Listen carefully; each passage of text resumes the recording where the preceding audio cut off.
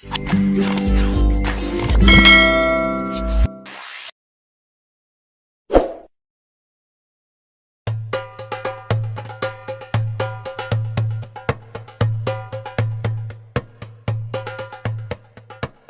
Musa dan Harun akhirnya bertemu dengan Firaun yang didampingi beberapa penasehat pemerintah lainnya. "Siapakah kamu berdua ini?" tanya Firaun. Nabi Musa pun menjawab, "Kami Musa dan Harun adalah pesuruh Allah.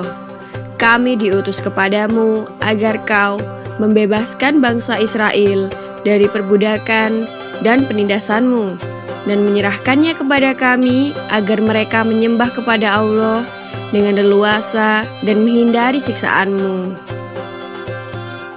Firaun tertawa sinis dan mengejek Musa dengan mengatakan bahwa Musa tidak tahu diri.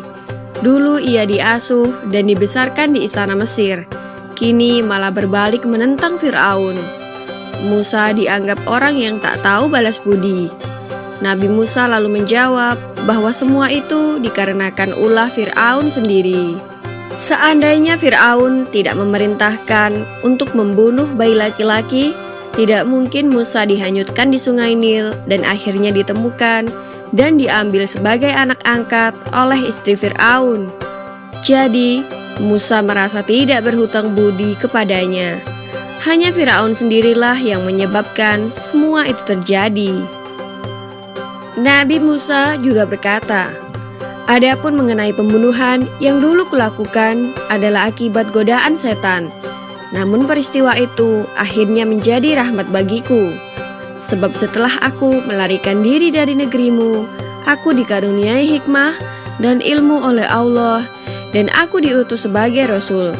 Maka datanglah aku kepadamu untuk mengajak engkau dan kaummu menyembah Allah." Siapakah Tuhan yang kau sebut-sebut itu? Adakah Tuhan lain di atas bumi ini selain aku yang patut disembah dan dipuja? Kata Firaun. "Ya, ada, yaitu Tuhanmu dan Tuhan nenek moyangmu, serta Tuhan seluruh alam semesta," jawab Nabi Musa. Demikianlah terjadi perdebatan antara Musa dan Firaun. Firaun sama sekali tak dapat menolak alasan Musa yang diwakili Harun.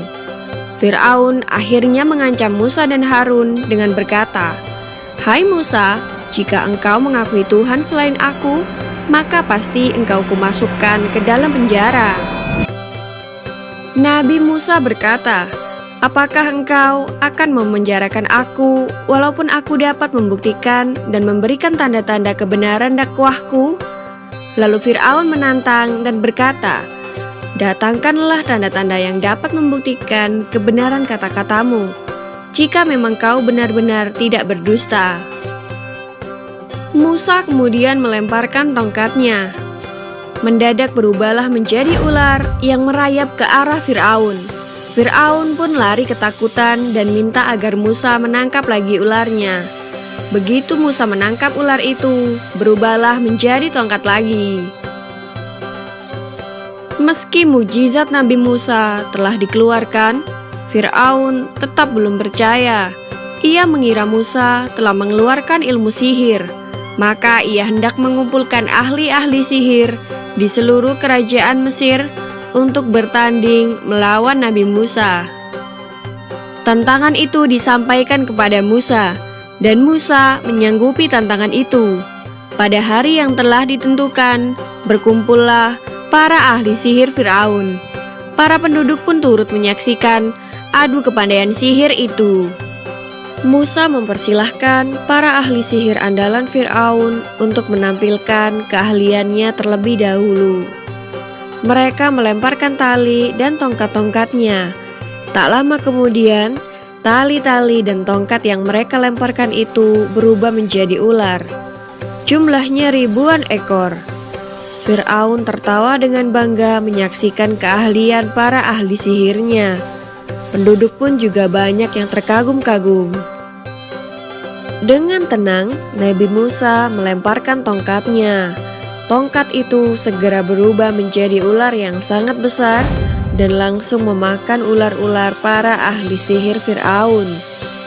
Dalam waktu singkat, ular-ular para ahli sihir Firaun itu habis dimakan oleh ular Nabi Musa. Para ahli sihir itu merasa heran. Apa yang ditampilkan Musa bukanlah sihir yang seperti mereka pelajari selama ini.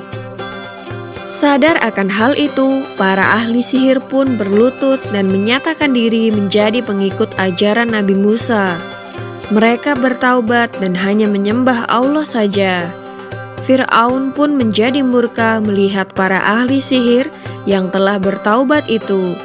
Ia mengancam akan menyiksa para ahli sihir itu dengan siksaan di luar batas perikmanusiaan. Namun para ahli sihir itu tidak merasa takut. Mereka tetap memilih menjadi pengikut Nabi Musa. Sejak saat itu, terdapat dua aliran di Mesir. Yang pertama adalah mereka yang menyembah Firaun, dan yang kedua adalah para pengikut Nabi Musa.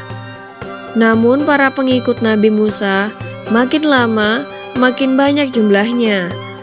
Sebab ajaran Nabi Musa sangat jelas dan mereka dihormati sebagai makhluk Tuhan sama seperti lainnya.